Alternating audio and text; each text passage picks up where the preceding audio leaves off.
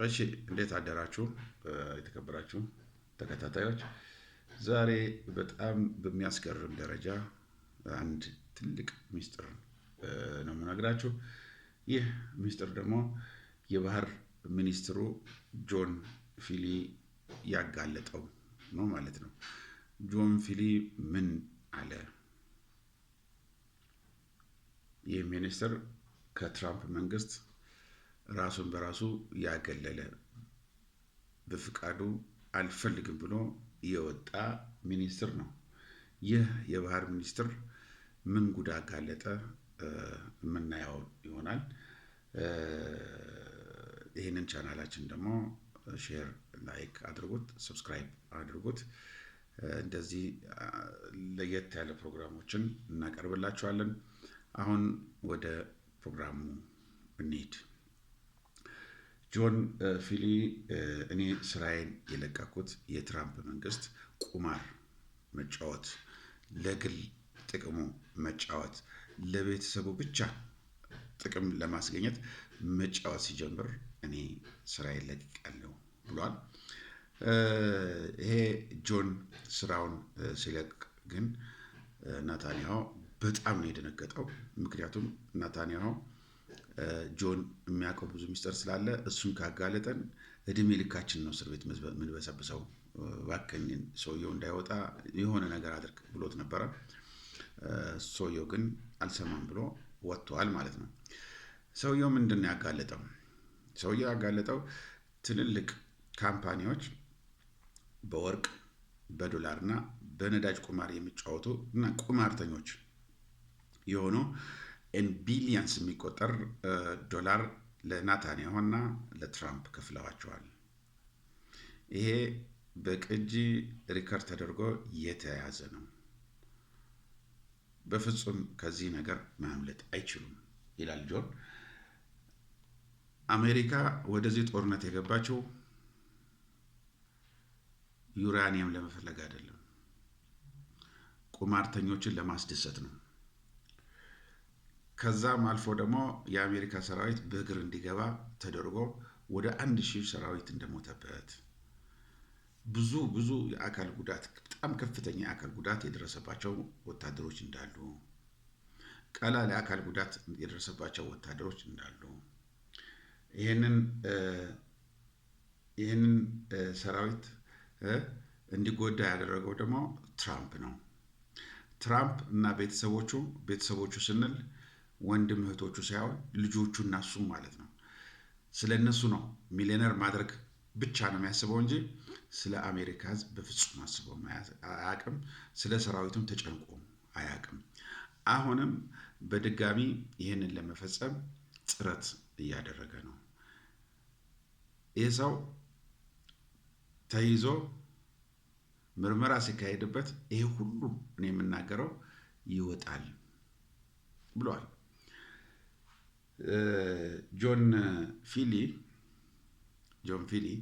ምንድን ነው ያለው? እኛ ይሄ ጦርነት እንዲካሄድ አንፈልግም ነበረ፣ ምክንያቱም ጦርነቱ ምክንያታዊ አልነበረም። አሁን ግን ትራምፕ የሚመራው በናታንያሁ ነው። ናታንያሁ ነው የሚመራው ትራምፕን። በቃ ናታንያሁ ያለውን ነው የሚሰራው እንጂ ከዛ ውጭ ሊሰራ አይችልም፣ ፍላጎትም የለውም። አሁንም በድጋሚ በእግረኛ ለመግባት ጥረት እያደረገ ነው። አመራሮቹ ጀነራሎቹ አይሰሙትም እንጂ እሱ እንደዛ እያደረገ ነው። አሜሪካ በታሪኳ እንደዚህ ተዋርዳ አታውቅም። በትራምፕ ነች የተዋረደች። ትራምፕ የአሜሪካ መሸነፍ፣ የሰራዊቱ ችግር ውስጥ መግባት ደንታ የለውም። ለዛም ማሳያው የባህር ኃይሉ እነዚህ ትልልቅ መርከቦች፣ አውሮፕላን ተሸካሚዎች፣ እነዛ መርከቦች ላይ የሚሰሩ ወታደሮች ለቤተሰቦቻቸው የጻፉት ደብዳቤ በቅርብ ጊዜ ወጥቶ ነበረ። ምንድነው? ምግብ የለም፣ ምግብ በረሃብ ሞትን፣ ኃይለኛ ችግር ውስጥ ነው ያለ ነው እያሉ ነው። ያቺ መርከብ ሁሉን ነገር ተሸክማ ነው የምትሄደው። አየር ኃይል፣ ባህር ኃይል፣ ምድር ኃይል በሙሉ ተሸክማ ነው የምትሄደው። እነዚህ አመፁ ማለት ለአሜሪካ ትልቅ ችግር ነው የሚፈጠረው። ሰራዊቱ አሁን በጣም እንትን ማለት የመቃወም ስሜት እያመጡ ነው። በተለይ ጀነራሎቹ ትራምፕ የሚናገረውን በሙሉ አይሰሙትም። ትራምፕ የሚለውን አይሰሙትም። ታስታውሱ እንደሆነ ኢራን የሆርሙዝ እንትን ሰርጥ ሙሉ ለሙሉ ዝጉት ነው ያለው። የሚወጣ የሚገባ ነገር የለም ነው ያለው ትራምፕ። ግን የጀነራሎቹ ግን ያሉት እኛ የኢራንን ብቻ ነው ከኢራን የሚወጣን ብቻ ነው እንጂ አንተ ስላልከን አይደለም። ከኢራን የሚወጣ ብቻ ነው ወደ ኢራን የሚገባና ከኢራን የሚወጣ ብቻ እንጂ ሌሎችን አነካም አሉት። ስለዚህ እሱ ምንድን ነው የሚያደርገው? ለነዚህ ለዶላር ገበያውን የዶላር ዋጋ ከፍ ዝቅ የሚያደርጉ እስራኤላውያን ነጋዴዎች፣ የወርቅ ነጋዴዎች እና የነዳጅ ነጋዴዎች ዋጋው ከፍ ይሄንን እኔ ከዚህ በፊት ተናግሬዋለሁ። ዋጋውን ከፍ ዝቅ እንዲል ጨዋታ የሚጫወቱ ናቸው። ዋጋ ሲፈልጉ ከፍ ያደርጉታል። በከፍ ባለ ጊዜ ወርቁን ምኑን የሚሸጡና መልሰው ዋጋው እንዲወድቅ ያደርጉታል። በዛ ልዩነት ዋጋው ሲወድቅ ለምሳሌ $100 የሸጡትን ወርቅ በ$50 እንዲወርድ ያደርጉና $50 ይገዙታል። መልሰው እንደገና ደግሞ ላይ እንዲወጣ ያደርጉታል።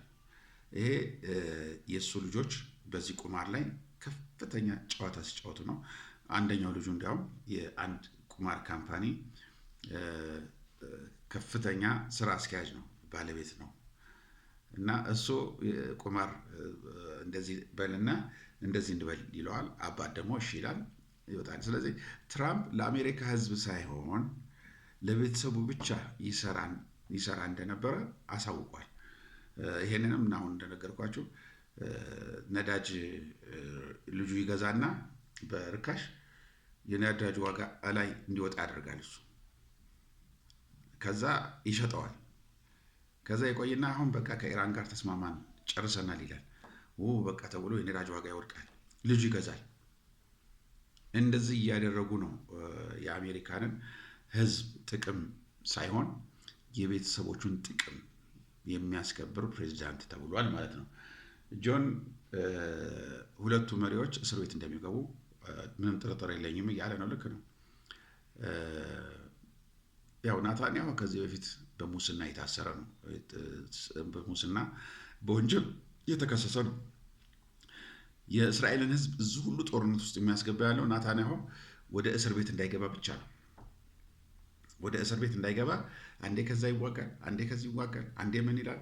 ፍርድ ቤቱ ቀጠሮ ሲደርስ ኢራናውያኖች በሚሳኤል ያለሁበት ቦታ ሊመቱ ስለሚችሉ ለዳኞችም ለእኔም ስጋት ስለሆነ ቀጠሮ ይራዘም ይላል። እንደዚህ እያለ እድሜውን ያራዘመ ኃይለኛ ሙሰኛ ፕሬዚዳንት ነው። ስለዚህ ናታንያሁ ትራምፕን እንደፈለገ ነው የሚያሽከረክረው፣ እያስፈራራው። አሁን በሚቀጥለው ሳምንት ወደዛ መሄዱ አይቀርም።